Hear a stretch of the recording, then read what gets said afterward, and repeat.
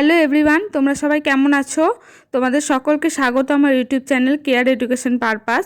আজকে আমি তোমাদের সাথে শেয়ার করতে চলেছি ক্লাস 11 সেমিস্টার 1-এর হিস্ট্রি কোয়েশ্চেন পেপার, যে 40 মার্কসের ওপর তোমাদের এমসিকিউ টাইপ কোয়েশ্চেনের পরীক্ষা হবে। তো কেমন প্রশ্নপত্র তোমাদের আসতে পারে সেটাই শেয়ার করব। তো চলো ভিডিওটা শুরু করা যাক। প্রথমেই দেখো, প্রথম প্রশ্ন, প্রাগৈতিহাসিক যুগের ইতিহাসের প্রধান উপাদান হলো। তো দেখো এমসিকিউ মানে তোমাদের অপশন থাকবে, সঠিক উত্তরটি তোমাদের নির্বাচন করতে হবে। তো এখানে সঠিক উত্তর হচ্ছে জীবাশ্ম। জেন তাবেস্তা হলো একটি, সঠিক উত্তর হচ্ছে প্রাচীন পারসিক ধর্মগ্রন্থ। 1200 খ্রিস্টপূর্বাব্দে হিটাইটরা প্রথম লোহা আবিষ্কার করেছিলেন। যখন লোহা আবিষ্কার হয় তখন ভারতে কোন সভ্যতা বিরাজমান ছিল? তো এখানে দেখো 4টি অপশন আছে, সঠিক উত্তর হচ্ছে বৈদিক সভ্যতা বিরাজমান ছিল। তারপরে দেখো, ভারতে প্রথম স্বর্ণমুদ্রার প্রচলন করেন। উত্তর হচ্ছে বিম কদফিসেস। তারপরে দেখো, নিচের দুটি বক্তব্য রয়েছে, এদের একটি বিবৃতি এ এবং অন্যটি কারণ আর দেয়া হয়েছে। বক্তব্য দুটি পড়ে সঠিক উত্তরটি নির্বাচন করো। তো বিবৃতিতে দেখো কি আছে, দ্বিতীয় চন্দ্রগুপ্তের উপাধি সকারী, আর কারণ হচ্ছে তার মুদ্রায় দেবী লক্ষ্মীর মূর্তি উত্তীর্ণ আছে। তো এই দুটোর মধ্যে কি কি মিল আছে বা কি ভুল ঠিক সেটাই তোমাদের নির্বাচন করতে হবে। সঠিক উত্তর হচ্ছে অপশন বি, অর্থাৎ আর ভুল কিন্তু এ সঠিক। পরের প্রশ্ন দেখো, মধ্যপ্রস্তর যুগে গুহাচিত্র পাওয়া গেছে। এখানে 4টি জায়গার নাম দিয়ে দেওয়া আছে। সঠিক তোমাদের এখানে দেখো জায়গা কোনটা ঠিক কোনটা ভুল দেওয়া আছে সেটা শুধু নির্বাচন করতে হবে। তো উত্তর হবে কিন্তু 1 নম্বর ভীমবেটকা আর 3 নম্বর উজুভাই, মানে এই দুটো জায়গায় পাওয়া গেছে, বাকি দুটো ভুল। তাহলে সঠিক উত্তর হচ্ছে অপশন বি, 1 এবং 3 ঠিক এবং 2 এবং 4 ভুল। সিন্ধু সভ্যতার সামুদ্রিক বন্দরটি অবস্থিত ছিল। এখানে দেখো 4টি অপশনের জায়গার নাম আছে, সঠিক উত্তর হচ্ছে গুজরাটে। 8 নম্বরে দেখো, দুটি স্তম্ভ মেলাতে হবে। এ স্তম্ভে 4 জনের নাম আছে, আর বি স্তম্ভে তারা কি ধরনের লিপি পাঠোদ্ধার করেছে সেটার সঙ্গে কিন্তু মেলাতে হবে। দেখো এখানে সঠিক উত্তর কিন্তু করে দেওয়াই আছে, তোমাদের শুধু সঠিক যে 4টি অপশনের মধ্যে কোনটি ঠিক সেটা তোমাদের নির্বাচন করতে হবে। তো তোমরা এখানে নামগুলোর সাথে লিপি পাঠোদ্ধার কি করেছে সেটা কিন্তু তোমরা বুঝতে পারবে দেখলেই। তাও আমি সঠিক উত্তরটি শুধু বলে দিই, এখানে সঠিক উত্তর হবে অপশন বি, অর্থাৎ 1 নম্বরের সঙ্গে সি হবে, 2 নম্বরের সঙ্গে ডি হবে, 3 নম্বরের সঙ্গে এ হবে এবং 4 নম্বরের সঙ্গে বি হবে। তারপরে দেখো বিবৃতি 1 নম্বর, ভারতে হিন্দুদের মধ্যে কাল চেতনার যথেষ্টই অভাব ছিল। আর বিবৃতি 2 আছে দেখো, হিন্দুরা মনে করতো যে ইহজগৎ হলো ক্ষণস্থায়ী, তারা যাবতীয় ইহজাগতিক ঘটনাবলীকে ঘৃণার চোখে দেখত। তো বিবৃতি 1 আর 2 এর কি সম্পর্ক সেটা সঠিক নির্বাচন করতে হবে। উত্তর হচ্ছে অপশন বি, অর্থাৎ বিবৃতি 2 হলো বিবৃতি 1 এর কারণ। 10 নম্বর প্রশ্ন দেখো, জাতি ও ধর্মের ভিত্তিতে প্রথম ভারত ইতিহাসের যুগকে বিভাজন করেছিলেন যে ঐতিহাসিক? উত্তর হচ্ছে জেমস মিল। রোমান সাম্রাজ্যের প্রাণকেন্দ্র বলা হয়। উত্তর হচ্ছে ভূমধ্য সাগরকে। পরের প্রশ্ন দেখো, রোমান সাম্রাজ্যের দক্ষিণ সীমান্তে ছিল, এখানে 4টি অপশন আছে, সঠিক উত্তর হচ্ছে সাহারা মরুভূমি। রোমান ও ইরানীয় সাম্রাজ্য বিভাজিত হয়েছিল যার দ্বারা, তা ছিল, সঠিক উত্তর হচ্ছে ইউফ্রেটিস নদী। রোমানদের সময়ে প্রজাতন্ত্রের প্রকৃত ক্ষমতা নিয়ন্ত্রণ করত। তো দেখো এখানে সঠিক উত্তর হচ্ছে সিনেট। সিনেটের সদস্য পদের সময়সীমা ছিল, অর্থাৎ এখানে কত সময়সীমা সেটা বলতে হবে। তো সময়সীমা সঠিক উত্তর হচ্ছে অপশন ডি, অর্থাৎ আজীবন।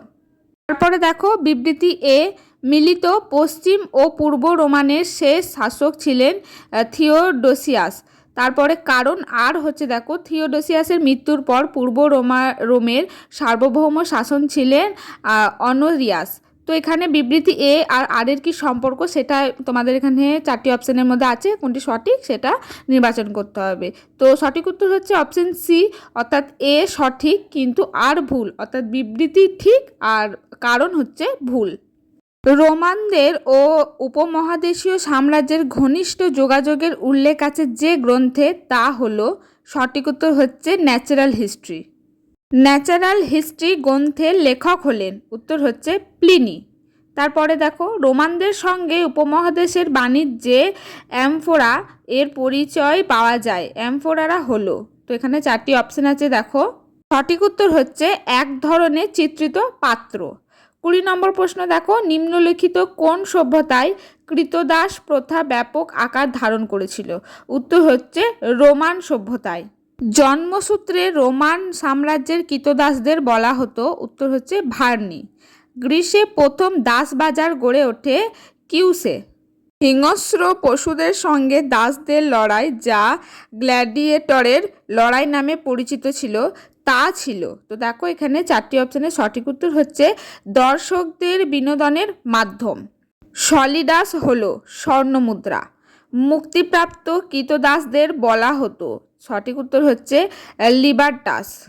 প্রাচীন গ্রিসের নগর রাষ্ট্রগুলিকে এ পারফেক্ট কমিউনিটি বলে অভিহিত করেছেন। তো এখানে 4 জনের নাম, সঠিক উত্তর হচ্ছে অ্যারিস্টটল। পরের প্রশ্ন দেখো, স্পার্টার সংবিধান সংক্রান্ত সঠিক বিকল্পটি হলো। তো এখানে কোন বিকল্পটি ঠিক, এখানে 4টি অপশানে দেওয়া আছে, সঠিকটি নির্বাচন করতে হবে। এখানে সঠিক উত্তর হচ্ছে 3 নম্বর, অর্থাৎ স্পার্টার সংবিধান 2 জন রাজা, গেরুয়াসিয়া, অ্যাপেলা আর ইফরেট মহাজনপদগুলির উত্থান হয়, সঠিক উত্তর হচ্ছে খ্রিস্টপূর্ব 6ষ্ঠ শতকে। ষোড়শ মহাজনপদের মধ্যে যেটি দক্ষিণ ভারতে অবস্থিত সেটি হলো, সঠিক উত্তর হচ্ছে অসমক। ম্যাসিডনীয় সাম্রাজ্যের ধ্বংসস্তূপের ওপর পরবর্তীকালে যে সাম্রাজ্য গড়ে উঠেছিল তা হলো। 4টি অপশনের মধ্যে সঠিক উত্তর হচ্ছে দেখো রোমান সাম্রাজ্য। গ্রিক দূত মেগাস্তিনিস মৌর্য যুগে ভারতীয় সমাজে কটি জাতির উল্লেখ করেছেন? তো দেখো এখানে 4টি অপশন আছে, সঠিক উত্তর হচ্ছে 7টি। চোল শাসন ব্যবস্থায় চোল প্রদেশগুলির নাম ছিল, সঠিক উত্তর হচ্ছে মণ্ডলম। চোল রাজাদের আমলে ভূমি রাজস্বের পরিমাণ ছিল। 4টি অপশনের মধ্যে সঠিক উত্তর হচ্ছে 1/3 ভাগ। চোল প্রশাসনে বড় নিগম বা গিল্ডগুলিকে বলা হতো, সঠিক উত্তর হচ্ছে মণিগ্রামস। চোল সেনাবাহিনীকে বিভক্ত করা হয়েছিল, উত্তর হচ্ছে 4 ভাগে। চোল আমলে বিদ্যালয় পরিচালনার জন্য যে ভূমি ব্যবহৃত হতো তার নাম ছিল, উত্তর হচ্ছে শালাভোপা। পশ্চিম রোম সাম্রাজ্যের পতন ঘটে, উত্তর হচ্ছে 476 খ্রিস্টাব্দে। প্রথম কুমারগুপ্তের আমলে মগধে 6টি বৌদ্ধ বিহার নিয়ে একটি বিশ্ববিদ্যালয় গড়ে উঠেছিল। সমকালীন ভারতে এটিই ছিল বৌদ্ধ ধর্মচর্চা ও শিক্ষার প্রধান কেন্দ্র। বিশ্ববিদ্যালয়টি হলো, দেখো এখানে 4টি বিশ্ববিদ্যালয়ের নাম আছে, সঠিক উত্তর হচ্ছে নালন্দা বিশ্ববিদ্যালয়। দি ম্যাগনিফিসেন্ট নামে কোন অটোনাম সুলতান পরিচিত? সঠিক উত্তর হচ্ছে সুলতান সুলেমান। তারপরে 40 নম্বর প্রশ্ন দেখো, আইনি আকবরী ও আকবরনামা গ্রন্থ দুটি রচনা করেন। তো এখানে 4টি অপশন আছে, সঠিক উত্তর হচ্ছে আবুল ফজল। তাহলে দেখো 40 নম্বরের এমসিকিউ টাইপের কোশ্চেনের ওপর পরীক্ষা হলে কেমন ধরনের প্রশ্ন তোমাদের আসতে পারে, কী ধরনের প্যাটার্ন তোমাদের কোশ্চেন হবে, তো সেটা আমি তোমাদের সাথে শেয়ার করলাম। আজকের ভিডিওটি এ পর্যন্তই। যদি ভিডিও ভালো লাগে একটি লাইক করে দিও, আর অন্য কোনো টপিকের ভিডিও চাইলে আমাকে অবশ্যই কমেন্ট সেকশানে জানিও।